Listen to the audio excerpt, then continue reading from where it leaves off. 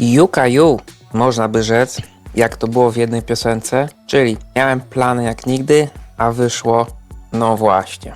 W marcu planowałem zrobić podwaliny pod ogród, a raczej kawałek działki, coś w stylu ala śródziemnomorskim. I zainspirowała mnie do tego juka, która rozrastała się u mnie jak szalona i co najważniejsze, wyglądała trochę jak palma. No to wpadłem na pomysł podzielić ją, wrzucić do dużych doniczek i stworzyć klimat jak z marokańskiego Riyadu.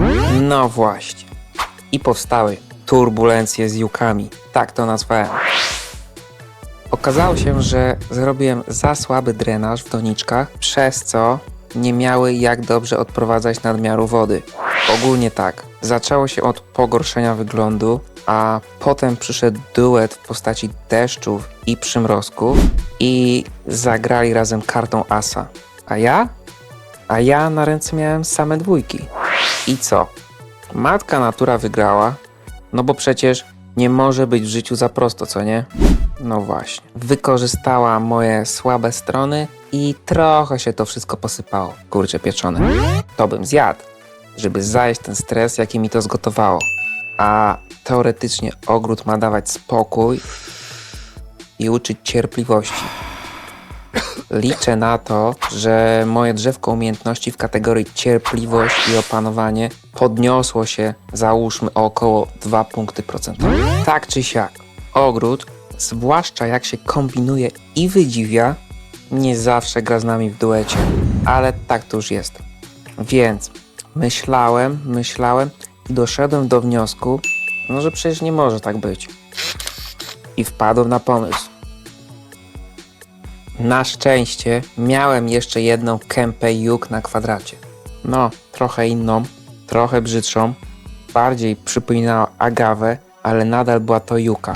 Juka ju i dochodzimy do refrenu. Chciałem takie juki bardziej, no, palmopodobne, no ale trudno. Wykorzystuję to, co mam. Złota zasada, że najlepsze rzeczy w życiu są za darmo, czyli nie będę kupował nowych juk, bo to bez sensu. I co zrobiłem? Freestylo. Wyrzuciłem te stare juki, a w ich miejsce posadziłem inne juki. Niestety albo stety, moim założeniem było trzymać juki w donicy, bo wiem, że one znacząco się rozrastają, a chciałem tego uniknąć. A teraz stwierdziłem, dobra, wsadzam je, niech się rozrastają. Powodzenia życzę, XD. Jest to trudny teren, tak naprawdę taka wydma piaskowa a la Gobi. Ale żeby nie było, 2 rozbitków zostawiłem. No, kawałek dalej, na oceanie zwanym życiem w miejskiej dżungli, żeby po prostu sprawdzić, czy coś z nich będzie, czy raczej będą tylko dogorywać.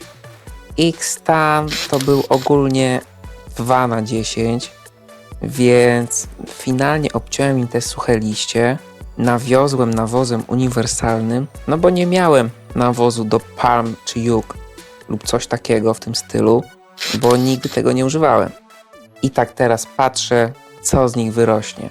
Czy gruszki na sośnie, czy może coś innego.